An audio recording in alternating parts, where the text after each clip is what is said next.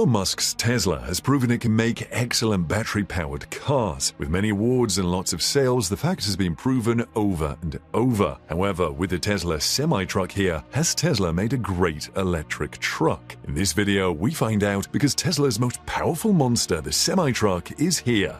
For decades, the logistics sector has relied on diesel-powered big rigs to transport large cargo on land over long distances.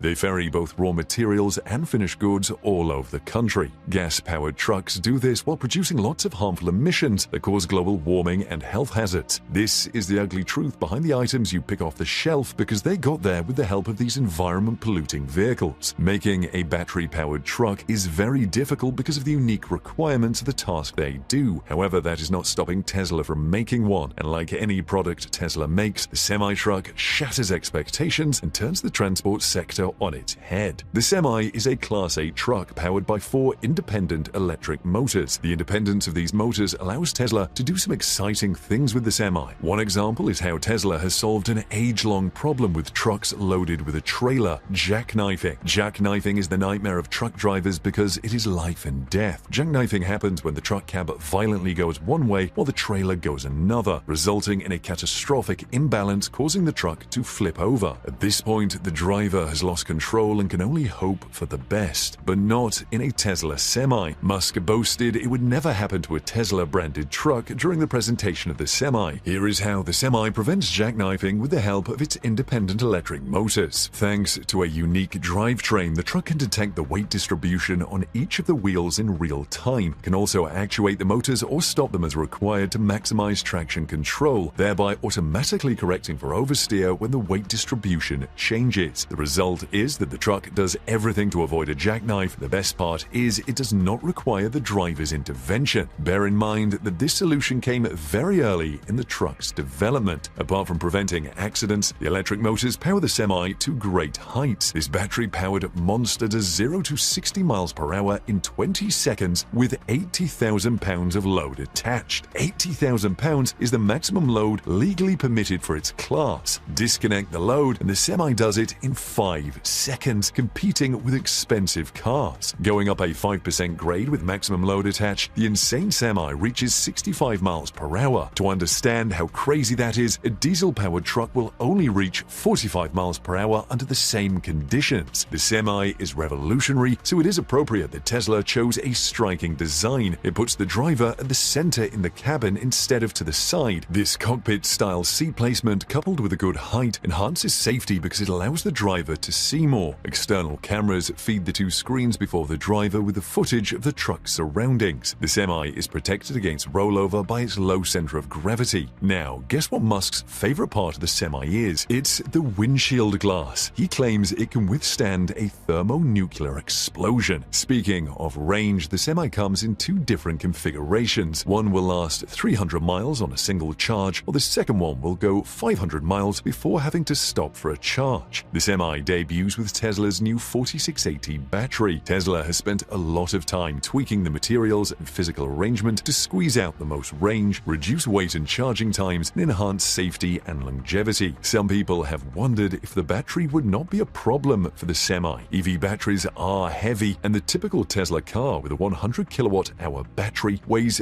1,300 pounds more due to their battery. Some experts not associated with Tesla estimate that the Semi needs between 600 kilowatt-hours and 1,000 kilowatt-hours to yield 300 or 500 miles of driving range. Using this estimate, these experts say the Semi's battery will have to weigh about 8,000 pounds. Ordinarily, that would eat into the payload allowance for the Semi, which is equivalent to a Class 8 truck. But that does not take into account the advances Tesla has made with its new battery. Those estimates were made in 2017, and since then, Tesla has recorded breakthroughs in its battery. Like it has been stated, these new 4680 batteries are lighter and have a higher density, which bodes well for the Semi. Apart from the battery advancement, the Semi will benefit from changes to trucking regulations since 2017. The regulatory bodies in the US and Europe have been giving allowances for electric trucks and weight limits. In the EU, for instance, electric Class 8 trucks are allowed to add 4,400 pounds more than their diesel equivalents. In the US, electric trucks can be 2,000 pounds heavier. So, combining Tesla's new battery and liberalized weight regulations, the Semi will not really have any weight problem. The Semi consumes energy at the rate of 2 kilowatt-hours per mile, the lowest ever. This is due in part to the low drag coefficient of 0.36 and the performance optimization Tesla engineers have done. Because of this crazy energy consumption rate, the Semi is the darling of fleet operators because refueling costs are lower. Electric vehicles usually cost less to refuel than their gas-powered cousins, but in the case of the Semi, Tesla has worked really hard to bring the cost even lower because it's a big deal in logistics. Tesla says electric energy costs are half of the diesel equivalent. This will result in $200,000 savings in fuel with only a 2-year back-buy period. As an electric truck, the Semi breaks down less frequently than diesel trucks because fewer moving parts break. This results in less cost of maintenance and downtime, two other metrics fleet operators are particular about. Musk himself assured us that the Semi doesn't break down within the first 1 million miles travel. That is unimaginable with gas trucks. And interestingly, the Semi still works with 2 of its 4 electric motors faulty. Talk of inbuilt ruggedness. Overall, the Semi costs $1.26 to operate instead of $1.51 for the average truck. Fleet managers can still cut down the operation cost by taking advantage of the unique features Tesla has added. The Semi has a convoy mode that lets groups of Semis travel together. This mode results in better fuel efficiency due to the improved aerodynamics of vehicles moving behind one another. It even gets better because the Semis behind the leading truck do not need drivers at the wheels. They communicate with the leading truck in real time to know when to brake, accelerate, or slow down. This reduces the cost of personnel, salaries, benefits, and so forth. Musk claims that this mode makes a convoy of Semis a more efficient method of freight transportation than rail. This depends on regulatory bodies giving their approval, but hey, we have seen the new Model S allowed on the road with a yoke instead of a steering wheel. So if Musk has his way, you could be sharing the road with a train of half a dozen Semis manned by 1 or 2 drivers. The truck would stay too long charging on a supercharger with a large heavy-duty battery pack that powers the Semi. To make the process faster, Tesla has designed the Mega Charger. It can add about 400 miles in just 30 minutes of charging. This will need about 1 megawatts of power, suggesting where Tesla got the name from.